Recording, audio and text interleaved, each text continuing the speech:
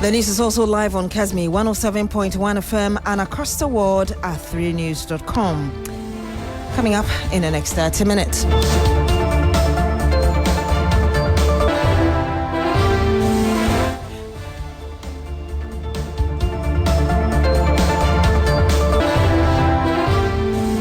Minority in Parliament demands full disclosure of all road contracts under government's Big Push project after revelations that the most of the contracts were awarded through sole sourcing.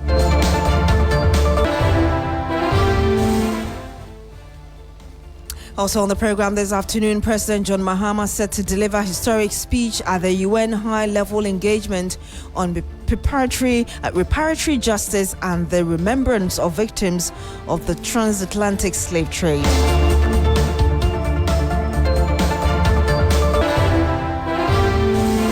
And much later on the program, Tamale Central Hospital engulfed in filth following withdrawal of services by casual staff due to over 5 months of unpaid salary arrears.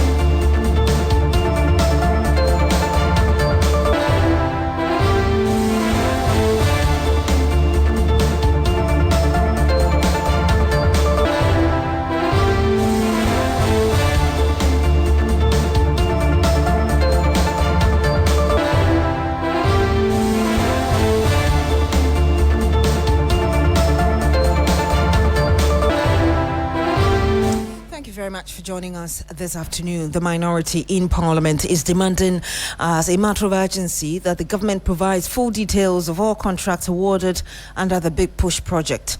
The caucus insists that the disclosure must include the names of contractors as well as the cost and scope of each contract.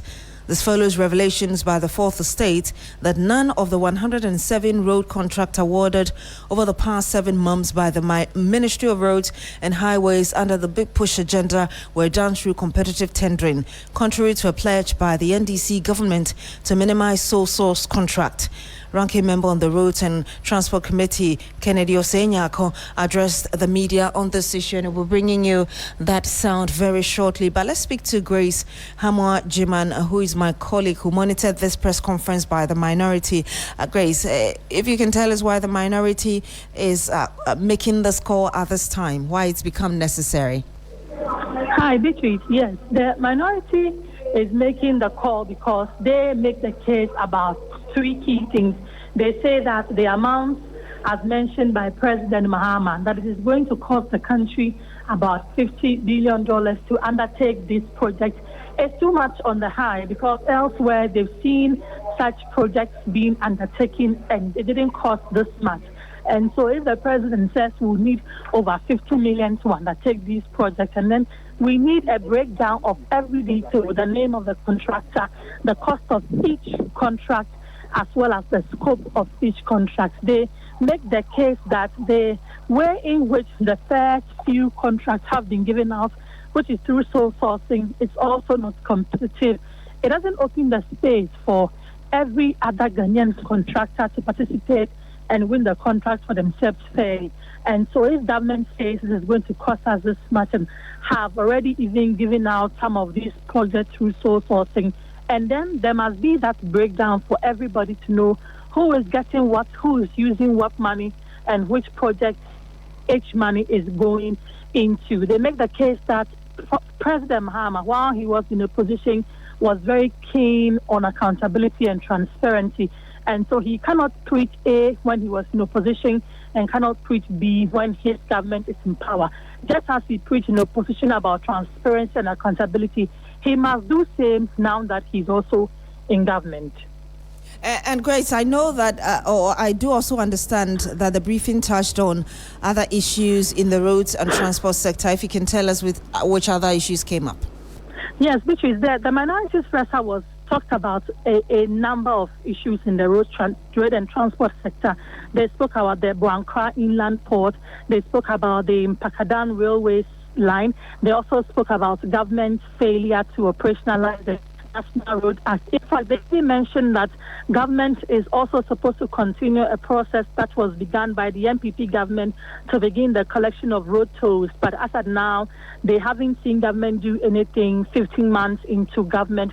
They also mentioned the failure of government to release money for some drivers whose monies are supposed to come from the road fund. But two of the other issues we just spoke about, which have been very topical in the last few days, is the Accra Kumasi Highway project. They say that if government will not continue what the NPP government has already started but want to do a new one, then government should again give them details on which areas it is going to cover, and then people who will be affected by this project, how much compensation is going to give to the people, and even the number of people who will be affected. The minority also spoke about the reduction of the Swami interchange from a 4-tier project to a 3-tier project. You know, government has made the case that it has to reduce the project from a 4-tier project to 3-tier because it doesn't have the funds to finance such a project. But the minority says that while they were in power or they were in government, they secured funding for a 4-tier project. And so there's already money allocated for a 4-tier project. And so if government is making the case that it can only fund a 3-tier project, then it means there's something amiss. Government should come again. Government should look into the books and continue the project because money was sourced for a 4-tier project.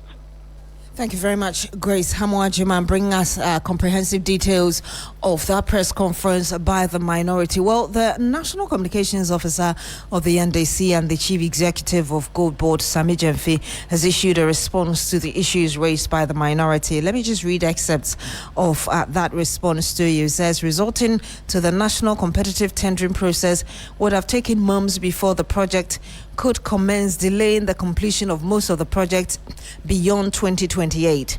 The statement also said that Section 40 of the Public Procurement Law provides for single source procurement method on ground of urgency that sole sourcing is lawful.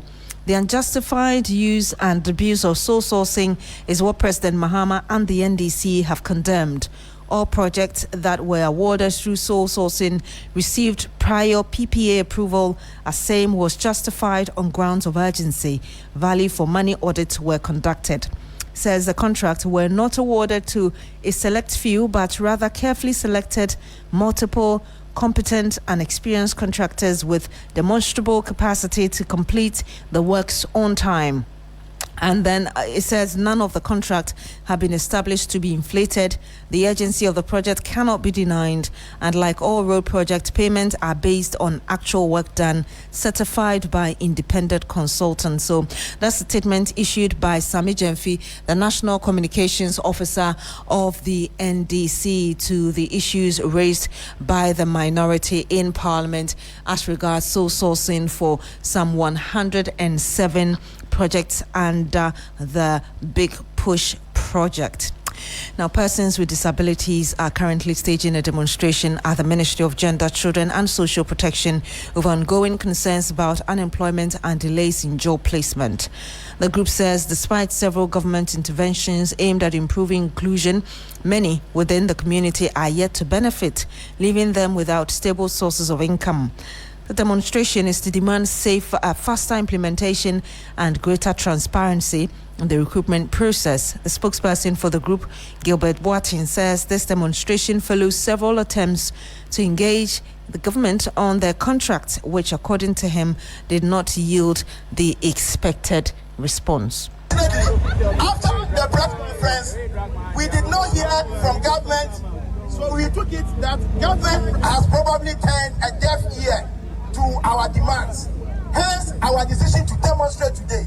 So if we are here at the ministry today, we do not have much to say. The only thing that we want the minister to know is that we are here because of employment issues. And we want to hear any solution that she has for us today and never. Thank you. And you heard that Gilbert Abuati, he speaks for persons with disabilities who are currently demonstrating over employment issues. While addressing the protesters, the sector minister acknowledged their concerns and assured them that government is actively working to resolve the situation. This morning, on behalf of the Ministry of Gender, Children and Social Protection, and on behalf of His Excellency John Mahama, we are happy to see you. We wish the situation was better than what we are having here. I think from what your leader said, you realize that it's not that there's not been engagement. We heard of this, and when we first engaged, the challenge was that you've been to the Ministry of Employment and you've not had any positive feedback. We looked at the issues of employment and the promise of His Excellency John Mahama. And so we looked at where the challenges were and how to overcome the challenges. One of the first things we said we were going to do was to have an instrument to collect comprehensive data on all persons with disability, the nature of the disability, so that we will know what kind of jobs that will fit their peculiar disability. We collected data on only your membership, and we have extended the same instrument to other groups of persons with disabilities. When you came, you wanted me to assure you of an ultimatum to employ all graduates with disabilities. And I told you that even if I promise you and you leave the Ministry of Gender, it will be almost impossible to get everybody on board same time. And so our approach is to make sure that as much as possible, once we analyze the data, the ministry is cross-sectorial. We handle this issue with the public sector, we handle it with local government service, and then also civil service, so that those who can be employed with their peculiar needs will be employed. The other one was to also look at available employment opportunities in the private sector, as well as some of the social interventions that the president has introduced. And so we looked at all of these. And you had the Minister for Gender, Children and Social Protection, Dr. Agnes Momolate. The Accra High Court has dismissed an application by former Deputy Director of the National Service Authority, Gift Yoweri Mensah, seeking to halt the case until the determination of her appeal against the order to list the names and addresses of her witnesses during case management conference. Her lawyers had filed an application to stay proceedings pending the hearing of their appeal at the Court of Appeal. Gift Yoweri has been charged with multiple offences, including using public office for profit, causing financial loss to the state, and money laundering. She has pleaded not guilty and is on bail. Lord Adosare is our Court Affairs correspondent. He joins us live on the phone. Lord, what more details can you share with us as regards proceedings in court today? Well, Beatrice, and so today, for like you indicated, High Court dismissed that application. But just a bit of a background. You recall that early on, the court ordered lawyers of GT as we were file the names and addresses of that during the.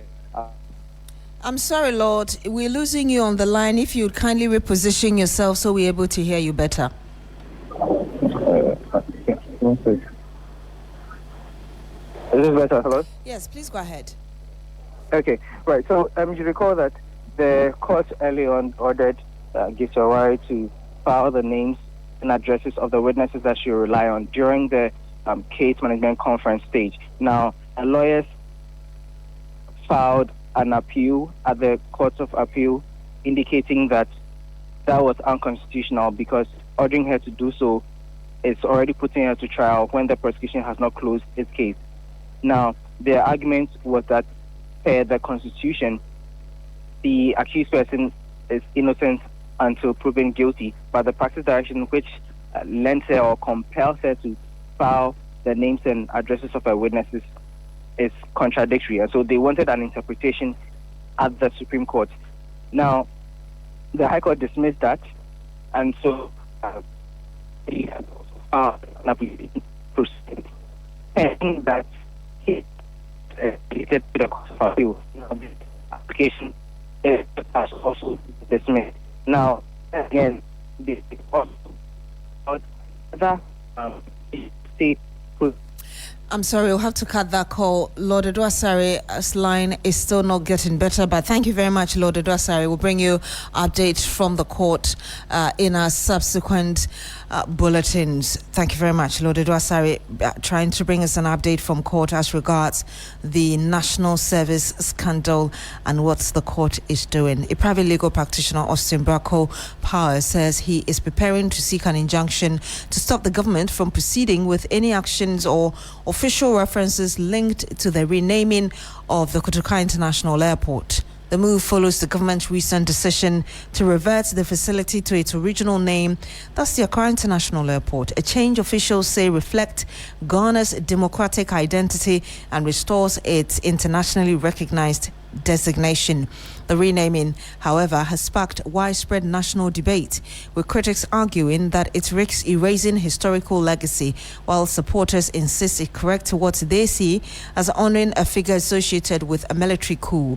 Mr. Bracco Powers contends the process must be halted to ensure due process is followed as legal challenges begin to emerge over one of the country's most contentious symbolic decisions in recent times. And the basis of which the Kotoka International Airport was renamed Accra International Airport, right, I believe was not the proper means or forum to have the name change or to effect the name change. They must go to Parliament, present a bill, either amend that provision that you read, such paragraph 81A of the NLCD 39, or have it struck out. So we are waiting for the response from the Attorney General. Then, but we think that we need, in the meantime, we need to stop the government from any further future acts so as not to incur cost, because you know they are, apart from the signage, the signage, letterhead, they will be doing letterhead, will be doing other ancillary activities. So we must be able to stop them. And you heard that private legal practitioner Austin Kwabena Bracco Powers. President John Mahama will today deliver a keynote address at a high-level event on reparatory justice at the United Nations headquarters. The event, focused on reparations for the transatlantic slave trade, will bring together global leaders to examine the legacy of slavery. On Wednesday, he will address the United Nations General Assembly to mark the International Day of Remembrance of the Victims of Slavery and the Transatlantic Slave Trade, where he is expected to present Ghana's position, backed by the African Union, to declare the enslavement of Africans as the gravest crime against humanity. Professor Samuel Edujemfi is a political historian with the Kwame Nkrumah University of Science and Technology, KNUST. He joins us live on the phone. Prof, if you can hear us, good afternoon to you, sir. Good afternoon. Let's start with the significance of this initiative and really what it means from where you sit. Yes, I think it's significant. We bring to memory in our recollection of the past to appreciate where we've been or where we were forced to, and how we re-engineered the process either by fortune or through the strife that had to continue with agencies of faith and individual resilience to come to the juncture where we say no more slavery. Slavery itself plundered our humanity and further decimated our resources as a people, human resource, and was further eyed with legitimate trade that sought to also exploit African products raw in their form to support the European industrial complex.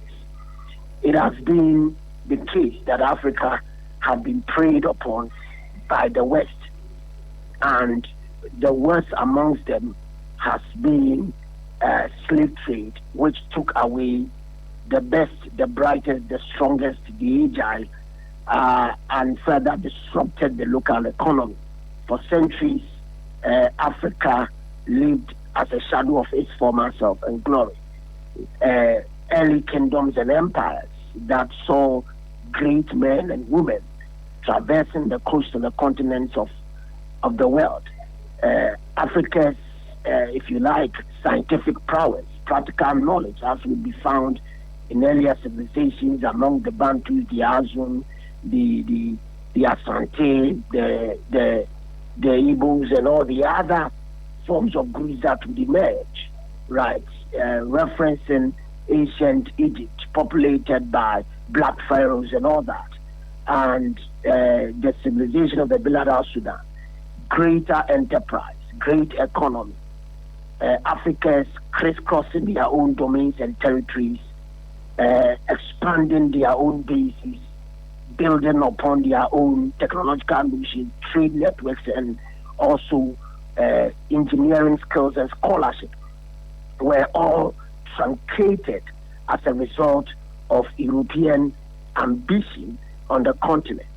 And I think that when we come to the juncture where we talk about slavery, we do not just have to use the term loosely or carelessly. I mean, in a right sense, we have chattel slavery, and that is what we talk about when we are looking at the transatlantic slave trade. That Africans were considered not as prisoners per se, but were considered as properties in the hands of European merchants who branded our African compatriots as properties belonging to them. Their offspring were born from unfree origins, and therefore they were equally properties of their slave masters. In North America, in the Caribbean, they worked the sugar plantations and others to feed the European industrial complex. The story of the slave trade is a sad episode in human history, and that in itself requires that we have a better reflection. But I have a problem with the question about reparation. I am for repatriation.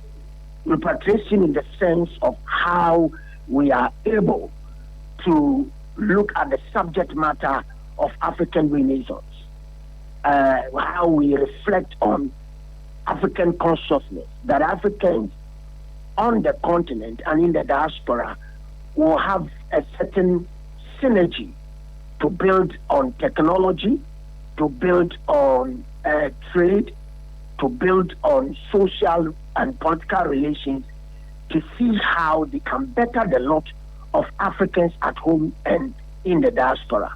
Not too long ago, maybe, dated, publication, but still useful. A certain Dambisa Moyo wrote Dead Aid. It doesn't matter how much you give to Africans or how much Africans have received as aid from the West, whether it is aid per se or Africans' money being returned back to us, we have not been able to make great gains from that. There is a certain leadership deficit post the 1960s. There is a certain increasing fear of or space of corruption where African chief actors have collaborated with Western actors to plunder the state. And when they steal from the continent. Is that not why people say that, yes, you may end the physical slavery, but slavery could still be going on? Exactly the point. And that is why we are told by Osadifo and the others that neocolonialism is the last stage of imperialism. So that the imperialist machinery and agenda is still at work today. And it is not a call. It should not be a call to give us money for what you did to us. Just for the sake of time, though. It should be a call. It should be a call to look at how we build Africa. Post Second World War, by 1948, there was a Marshall Plan. U.S. had given an equivalence of what we refer to as $150 billion or so today to rebuild Europe, Germany, and elsewhere. The question is that we made that opportunity in 1960s when we were forming the African Union, which had its softer form as the Organization of African Unity. Prof, so for the sake of time, let me ask you this, please. The end goal is reparation for the years of slave trade. In your estimation, how close do we get as a continent, really, to this should the vote succeed? And in my estimation, it's good we are talking about this, but I mean, theoretically and also in terms of real politics, I think that the government of Ghana is chasing a ghost. All right, we'll have to end it here. Professor Samuel Adu is a political historian with the Kwame Nkrumah University of Science and Technology, KNUST. Prof, thank you for speaking to us. Now, the Tamale Central Hospital, also known as the Northern Regional Hospital, is engulfed with filth following the withdrawal of services by casual staff due to over 5 months of unpaid salary arrears. The sit-down strike, which is in its fourth day, has begun to take a toll on sanitation at the facility, with several wards and washrooms left in poor condition, raising concerns among patients and health workers. The hospital has also been virtually deserted, as most of the wards have no single patient on admission. Staff have begun turning away patients as well. Christopher Mwakon is my colleague. He's been to the hospital. He joins us live on the line. Chris, kindly paint a picture for us how the situation looks like today. Yes, so this is, as we speak, the medical superintendent of the hospital, Dr. Anthony, has led a cleanup exercise at the hospital. In fact, he's doing that with one orderly of the hospital who has since cleared most of the refuse from the wards and outside the hospital facility and dumped them at the approved inside. No nurse is involved in this cleanup exercise, no other staff but the doctor and the orderly. So as we speak, some level of cleanup exercise is going on, but the hospital staff, some of them, including patients, are still worried that how long can the doctor alone continue to do this. They want him to speak to the casual workers to get back to. Hello, Chris. Hello. Yes, please go ahead. If you can reposition yourself, it looks like our lines are not helping us today. Yes, so can you hear? Yes, go ahead. Yes, so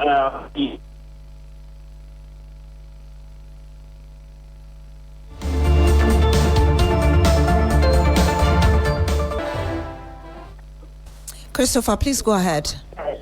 Yes, so like I was saying, that the medical superintendent of the hospital, Dr. Anthony, and one orderly staff of the hospital who have been regularized are the only ones who are embarking on an emergency cleaning exercise at the Tamale Central Hospital. As we speak, some walls have since been cleaned, some corridors, and even outside the facility where heaps of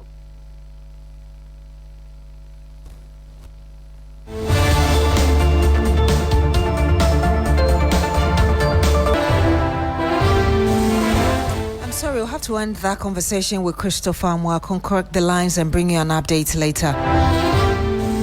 My name is Beatrice Adu. Thank you very much for joining us on the Midday News today on 3FM at 92.7. Log on to 3news.com for more news. Have a good afternoon.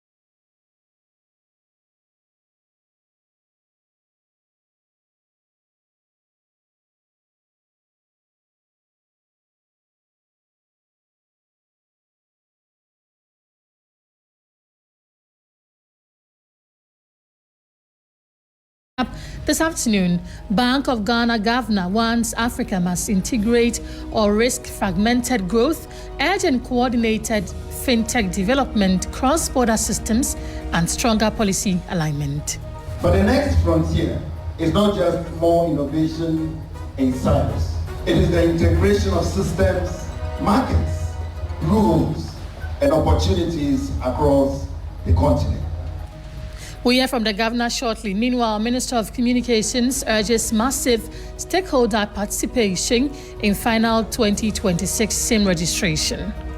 This is one of the key goals of our upcoming SIM registration exercise, which will allow for our digital lenders who are offering critical credit to SMEs to see and appreciate the creditworthiness of their customers.